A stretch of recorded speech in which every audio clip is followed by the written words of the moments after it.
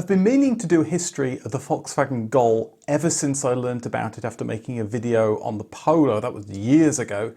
The Gol is like a Golf, but it's not a Golf. And it's had a whole life as the Fox in North America, a car I was aware of but didn't know the origin of.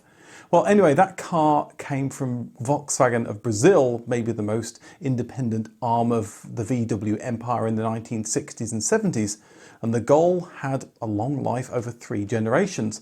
But the more I looked into it, the more fascinated I was about the cars that came before it, the SP and the Brasilia. Both are really clever designs made on a shoestring budget, and both have gone on to become classics. So why did Brazil get the SP and the Brasilia in the 70s instead of the Scirocco and the Golf? And why did such a beautiful car as the SP fail so spectacularly? This is the Volkswagen SP and Brasilia story.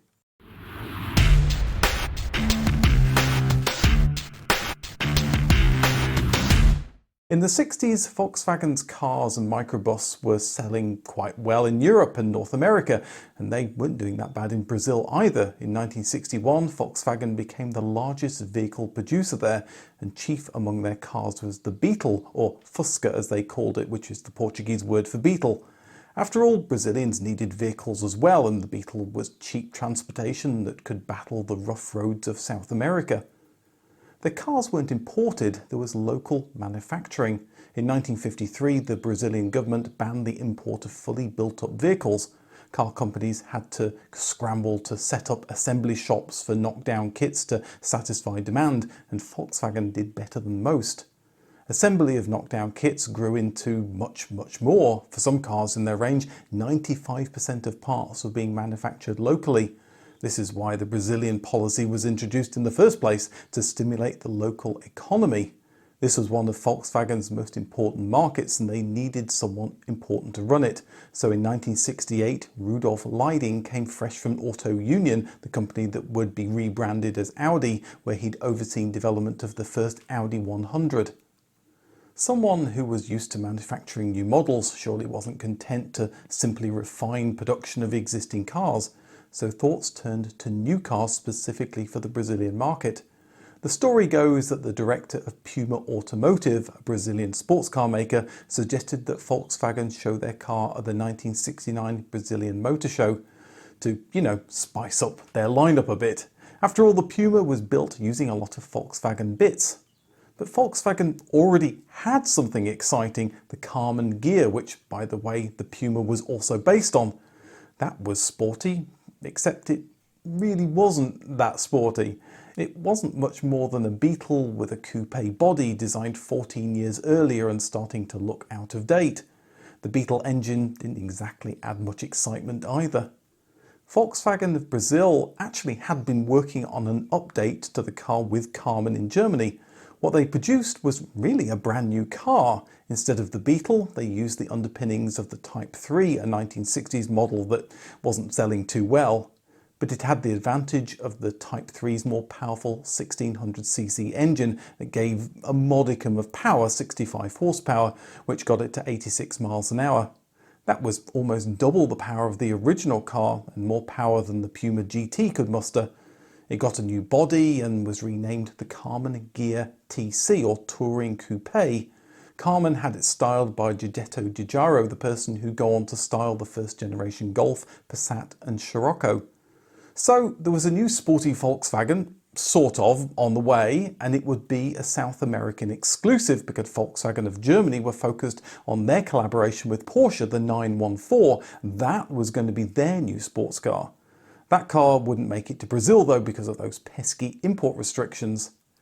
So it's a bit of a surprise that Rudolf Leiding decided what Brazil's car market needed more than anything was another sports car.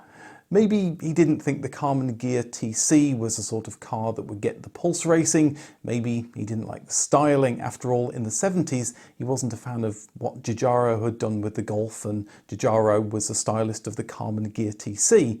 Or maybe it was purely economics. Volkswagen would get to keep more of the money from the car that didn't involve Karmann. Leiding himself sketched what he believed would be Brazil's newest and greatest sports car, dubbed Project X. They probably gave it the name X because X is a cool letter, and if you're going to make a sports car, you've got to have something cool, and X is the coolest letter. Lighting handed over the formal styling to Marcio Piancastelli.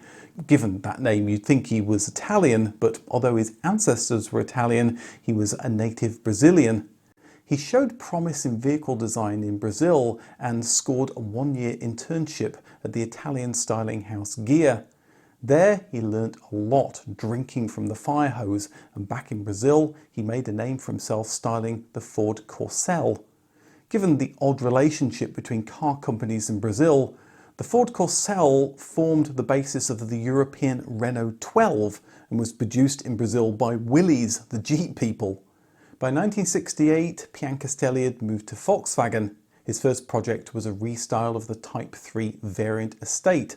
That went so well that Rudolf Leiding put him on maybe the best job in car styling, crafting a sports car. Sketches from the time showed a sleek two-seater sports car with an optional Targa roof. It had been designed to use the chassis of the Type 3, and with that car having the engine at the rear, the team had no problem crafting a sleek, low nose with headlights near the ground. Most car development moved from sketches to a small or full-size clay, essentially putting clay on a form to give an idea of the look of the car in 3D. VW styling house in Brazil didn't have clay yet, so they used other materials such as plaster, which were harder to work with. With the car so low and the engine at the rear, there was no room for rear seats, which was how it should be for a no-compromise sports car. The dashboard showed the car meant business, and with leather seats and air conditioning, Project X was turning out to be a very desirable Brazilian car. It was practical as well. The engine might take up some of the boot, but there was a hatchback and a small frunk to store a couple of toothbrushes for a weekend trip. The car broke cover as the Volkswagen SP in 1971 at the German Industry Fair in Sao Paulo, where such a sleek, low design could be nothing more than an instant hit. The public counted down the day until they could own one. That wasn't Volkswagen's only Brazilian project though. It was obvious to everyone, especially Rudolf Leiding, that the Beetle was way past its sell-by date. The headquarters in Wolfsburg had more than one replacement in the works. In fact, they've been looking at replacements to it since the 1950s, and I've got a video that talks all about that linked above. Whilst a Beetle replacement was on its way, it would likely take a few more years for the tooling to reach Brazil. But Volkswagen needed something new now. GM were going to launch the Chevette in 1973. That was a hatchback with a new modern shape and clearly more desirable than the 1930s Beetle. Volkswagen didn't have the money for a brand new car. In fact, they were broke, having to rely on loans to get the Golf into production. With very little cash for a new Brazilian car, the team had to get creative. One of those Beetle replacement designs back in Germany was an internal project. It looked pretty boxy, but reused Beetle parts including the engine. Maybe the team in Brazil could go on better, put a new body and interior on the existing Beetle platform. If you've ever sat in a Beetle, you'll know the interior isn't the largest or the most practical, and car designers had learnt a lot in the 30-odd years since the Beetle had been created. The stylist once again would be Marcio Piancastelli. The Beetle platform had the engine at the back, which limited the practicality of the hatchback, but at least it had a frunk for extra storage. To give the car more power, the engine would be the larger 1.6 litre engine from the Type 3. The Beetle platform might have been created in the 1930s, but Volkswagen had been continually refining it over the years. That meant it drove better than the original car, but more importantly, it was very reliable for a car in the 1960s. Volkswagen had done the big public launch of the SP, now they had to get it into production. With it being made in several factories, manufacturing could have been more efficient. Parts were shuffled several times the 3 miles between the Karmann and Volkswagen factories until the car finally rolled off the production line. But that didn't mean the production quality suffered. This was actually a well put together car. Volkswagen loved Rudolf Leiding and the work he'd done while he'd been in Brazil, so much so that with the current VW president Kurt Lotz out of favour, Leiding was recalled to run the entire Volkswagen empire. It took more than a year, but in June 1972 the public could finally buy Volkswagen's new sports car, now with vents at the rear to add a sporty flair but also functionality to cool the rear engine. That was a 1.6 litre on the SP1 and 1.7 litre on the SP2. The SP1 delivered 54 horsepower. It was also robbed of many of the interior comforts of the SP2, including the optional leather seats, a centre console and some of the dials on the dashboard. The car included intermittent wipers, which was something of a novelty in Brazil. So the story goes, at least one customer returned the car saying the wipers were defective because they didn't wipe continually. The SP2 was more powerful with a 64 horsepower engine, but in 1972 that sort of power wasn't anything to write home about. The SP's main competition, the Puma GT, had been updated with a 1.8 litre engine, and it was lighter with a fiberglass body. The Puma got to 60 in under 10 seconds and on to 110 miles an hour, which wasn't bad for 1972. Volkswagen claimed the SP2's 0 to 60 time was 15 seconds, but it couldn't be replicated by motoring magazines. One got it to 60 in 17 seconds, and even then they couldn't get the car to 100 miles an hour. The inferior engine and the extra weight of the steel body meant its looks were writing checks that it couldn't cash. The SP2 was the automotive equivalent of the Unau, a Brazilian sloth that holds the record as being the slowest mammal in the world. The handling from the Type 3 body wasn't the best either, even though the suspension was very different. SP might stand for Special Project, Sports Prototype, or even Sao Paulo, the city where the car was produced. But the public soon joked it stood for Sem Potência, or No Power. It wasn't cheap either. You could buy 2 Beetles for the price of one SP2. But forget all of that. The car was beautiful. In fact, German magazine Hobby called it the most beautiful Volkswagen in the world. Some might argue it didn't have much competition up until this point. US magazine Car and Driver called for it to be imported into the US. Volkswagen had been planning for this to happen as well. They designed it to pass new US crash safety rules. But unfortunately they'd missed the rule on headlight placement. That low nose meant that the front lights were much too low. Any redesign, presumably utilising pop-up headlights, would have been too costly. Volkswagen's Beetle replacement was nearing launch, and one enterprising reporter managed to photograph prototypes that were out on a test run. Brazil is a bit more rough and tumble than most countries. Security guards saw him and tried to stop him. When he resisted, they shot at his car. Volkswagen were forced to apologise publicly, but hey, it was all publicity for the new car, and as they say, there's no bad publicity. The SP had launched in 1972, and a year later Volkswagen's Beetle replacement launched as the Brasilia, a tribute to the capital city that had been created just a few years earlier, laid out in the shape of an aircraft. From the side, the Brasilia looked like a shortened VW variant, not surprising as it had been styled by the same team. But the front and rear looked more modern and purposeful. One of the standout features for this car was the sea of glass that made for excellent visibility. Inside it was a grab bag of existing Volkswagen parts, which made sense for a car done on a budget. The car did what it said on the tin though, it was cost-effective, practical transportation.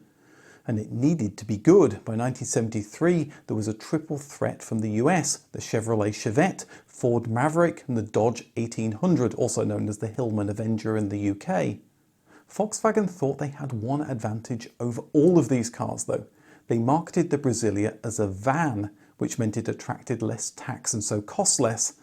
But that pitch backfired as the public saw the new car as utilitarian and so less desirable. It wasn't quick either. The 1.6 litre engine had only 60 horsepower with a stated 0 to 60 time of 20 seconds. It could only just get over 80 miles an hour. But once the van idea was dropped, the public warmed to the car. It hit a sweet spot and outsold its rivals. After all, it was built on the bulletproof Beetle platform and so shared that car's reliability. In the 1970s, it was the second highest selling car in Brazil, second only to the lower priced Beetle. The SP didn't fare as well. Sales were sluggish, particularly of the underpowered Spartan SP1. The car might look cool, but it was just too expensive with meagre performance. After selling only 88 SP1s, Volkswagen killed it in 1974. A year later, the SP2 ended production after selling a little over 10,000 cars. Volkswagen thought of a new version, the SP3, with more power from the 1.8-litre Passat TS engine, delivering 99 horsepower, a big boost from the 64 horsepower of the SP2. Tests got it over 110 miles an hour. The car got a front spoiler and other go-fast elements. But making the SP3 didn't make much sense. By the mid-70s, Volkswagen's future was front-wheel drive, and the rear-engined rear-wheel drive SP and Brasilia were 1960s technology. It would make much more sense to start production of the Scirocco, but that required importing a lot of new tooling for a car with limited sales potential. No, better to focus on a replacement for the Brasilia, which is precisely what Volkswagen and Brazil would do. But instead of producing the Polo or the Golf, they once again designed their own car, this time using the Audi 80 platform. It launched as the Gol in 1980. That was Brazilian for goal, a fitting name as other cars in the Volkswagen range had sports references like Polo and Golf. By 1976, Volkswagen had given the Brasilia a little bit more power, and export markets got the option of 5 doors. By the end of the decade, there was a new dashboard using parts from the Passat along with new seats. In 1978, there was a modest facelift, but the Brasilia still showed its age. The windscreen washer was controlled by a foot pedal. Brazilians would eventually get 5 doors, but in a low-spec model aimed squarely at the taxi and fleet market. A second fuel crisis hit in 1979. Volkswagen offered a 1.3-litre version that could run on alcohol, an experimental alternative to petrol and diesel. It was initially quite popular, but once customers discovered how slow the car was, demand cratered. But sales of the main car remained strong. In 1979, it was Brazil's #1 selling car with over 150,000 sold. The Brasilia was marketed in other South American countries, plus the Philippines and Nigeria. Mexico also produced the car, where it was still sold as the Brasilia. With the Gol in production in 1980, Volkswagen now had 3 compact cars, the Beetle, the Brasilia and the Gol. That didn't make sense. Volkswagen wanted to sell only 2 models, a modern premium car and a budget model. The decision was taken to end Brasilia production in 1982 after the production of over 1 million cars. The Beetle carried on, meaning it outlasted the car that was meant to replace it. Some felt Volkswagen had killed off the wrong car. After all, the Brasilia was more modern than the ancient Beetle. But the Gol had clearly taken sales away from the Brasilia. Sales of that car had dropped considerably after the Gol launched. The iconic Beetle remained in production in Brazil until 1996. The SP and Brasilia were the last gasp of the rear-engine, rear-wheel drive platforms that ruled in the 1960s, and the Brasilia was probably about as good as the old Beetle chassis could be developed. The front-wheel drive, front-engine Passat launched there in 1974, and the Gol would go on to become a Brazilian icon. The SP wouldn't have a successor, but it's been said it influenced the design of the Porsche 924. There's certainly a clear similarity between both cars. Rudolf Leiding didn't forget the SP after his return to Germany. He had an SP2 shipped home for his wife, who was known by some as the 7th member of the development team, such was the amount of work that she put into the project. But her SP became a nightmare to drive because of the crowds of people who wanted to see such an interesting Volkswagen, so she ended up switching to using a first-generation Golf instead. The SP wasn't popular when it launched, but at that time there were lots of kids who fell in love with the shape. No matter it was slow, it looked really cool. And so, like many cars that failed when they launched, decades later they found a new set of fans, those kids who've grown up and now have the disposable income to spend on their childhood fantasies. There aren't many SPs on the road, so prices have skyrocketed. The Spartan, low-powered but much rarer SP1 can command an even higher price. And it's not just Brazilians, there's a lot of love in Germany for the SP, with many being driven on German roads. Both the SP and the Brasilia can be considered icons, one for its stunning design and one for the designer's ability to make such a practical car out of essentially spare parts. Both cars are part of Volkswagen's history and should be celebrated as much as the European models. As I mentioned, Volkswagen tried to reboot the Beetle many times. There's a video about that and the history of the Scirocco on the right. Thanks for watching, and I'll see you in the next video.